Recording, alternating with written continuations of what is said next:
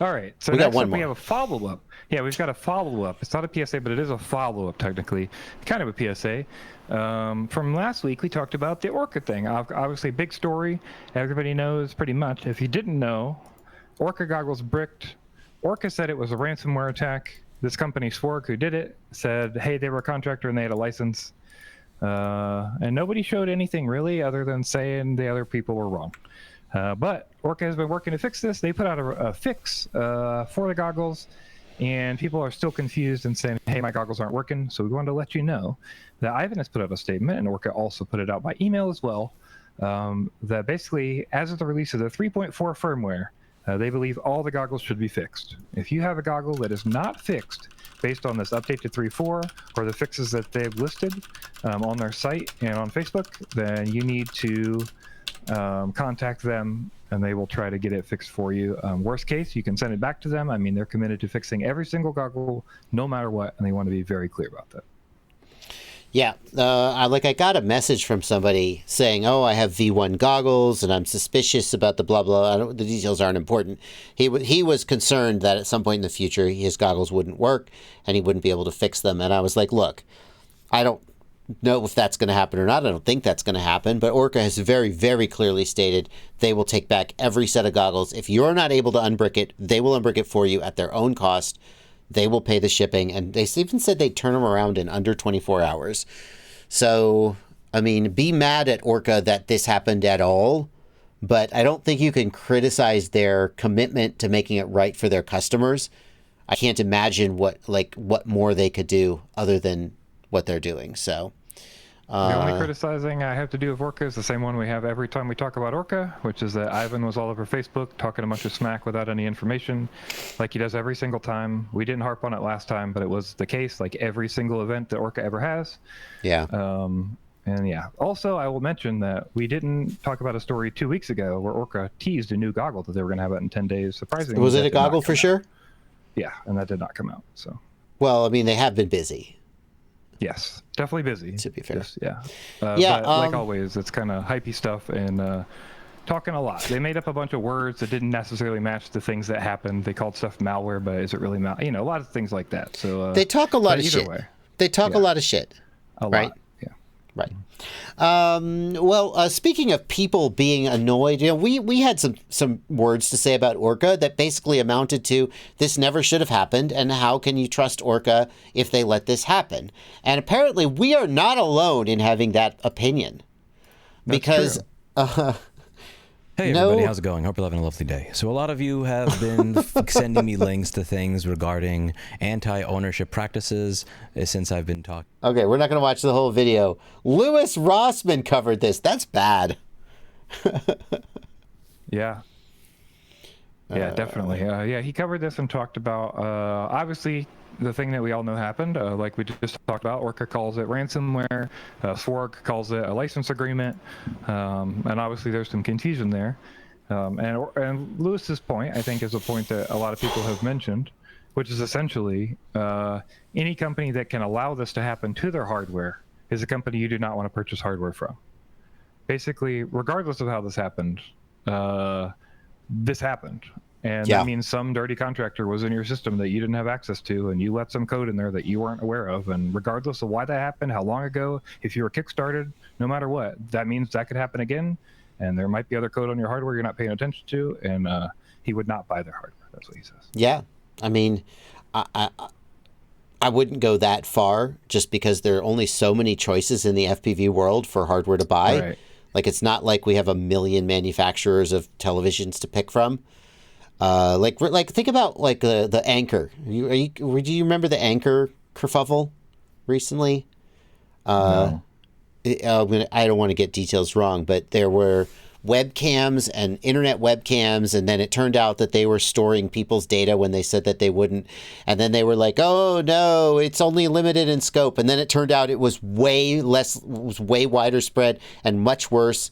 And basically, many people looked at that and said, I'm not buying an Anchor webcam, a security system. They're dead to me. Well, okay, you got other choices.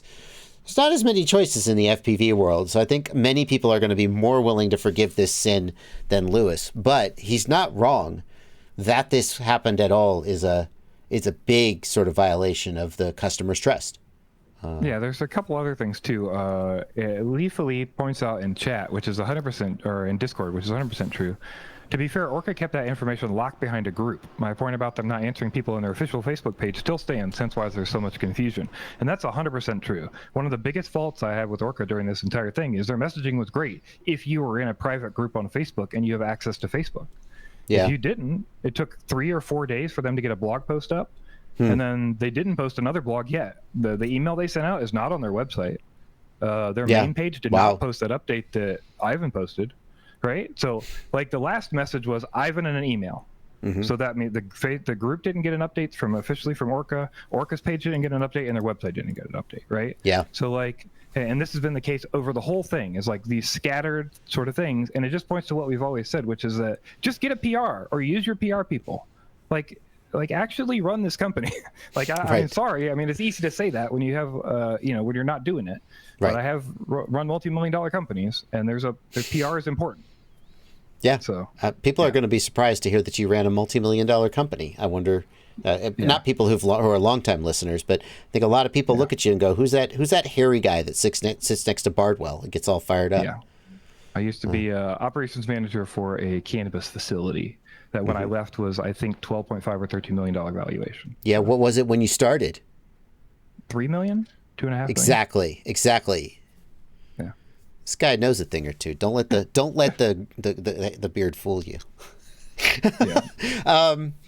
There's another angle to this, Blunty, from Fortune in the Discord, who says, "I can't imagine any military taking them seriously now. Orqa has designs on being like a defense contractor." So my understanding, I was not able to verify this, but it is difficult to verify because it's military contracts and people don't tell you anything. My understanding is that the military goggles are in a completely different branch of firmware that did not have this brick happen. Well, why the fuck aren't the consumer goggles getting that level of attention? I cannot verify that. I couldn't get a source for that. I mean, I didn't ask Orqa, but maybe, I don't know if Orqa will tell me, but yeah. Yeah, so that's my understanding anyway, if that's true or not. But at least that would mean they are not seeing that to their own goggles. They're seeing it about consumer goggles, of course. But yeah, I know. I shouldn't say I know for a fact. I have been told that people in the military in places who sometimes use civilian gear because that's what they have accessible. Of course, I mean, okay, fine. I'm talking about Ukraine, right? They were using Orqa goggles, some of them, and they were not on the military firmware. And I don't know any details about what might have happened, but I imagine they were infected. So, Sure. Roperito says, okay, so the military goggles have a different ransomware that hasn't been identified yet. Yeah. Cosmec suggests that there's zero way the military would allow those blobs that we talked about, like an encrypted blob of code that they weren't aware of, to be in that. But I'm not necessarily sure how well that stuff is audited. How are you going to audit that? I haven't worked in military contracts, so it's very possible they do have some kind of real auditing for that stuff. But I know that, like, in the government, nobody audits any of that stuff. They just say stuff like that. Nobody actually checks anything. They're just like, here's what you're supposed to do, so they can sue you later. Right. Yep. Right. Alrighty. Anyway, that's the latest on the Orqa nonsense. When I have FPV, I'm not talking about U.S. military. I was talking about Ukraine or Ukrainian army. U.S. military presumably has, like all official gear. I don't know. I think I would have to remember. We'd have to go back. I think Orqa is working with Croatian military and also U.S. military. I can't remember offhand, but I believe that's correct. Killer Zebra says the audits are box checking exercises in most cases. Yeah. The vendor checks the box on the audit, and if it turns out they were wrong, then they get blasted into oblivion. Yes. But as long as it doesn't turn out that they were wrong, you're good. One more thing we need to mention real quick is the comment in response to Louis Rossman that Orqa made on their video. So we should show that as well on his video. That's exciting. Where's that? On Lewis's video? Yeah, it's a pinned comment on Lewis's video. Oh, well, that's very respectful of him. What did he say? What did they say? I mean, they did. They basically said, hey, fair and reasonable, we'd like to use this opportunity to go on record and state the first time we ever saw Swarg write anything about a license was in the Facebook post, which everyone read on 4/23. So they're doubling, tripling down on the fact that there's no license. They know nothing about this. They can't share any more details. They work very hard to get customers' information back.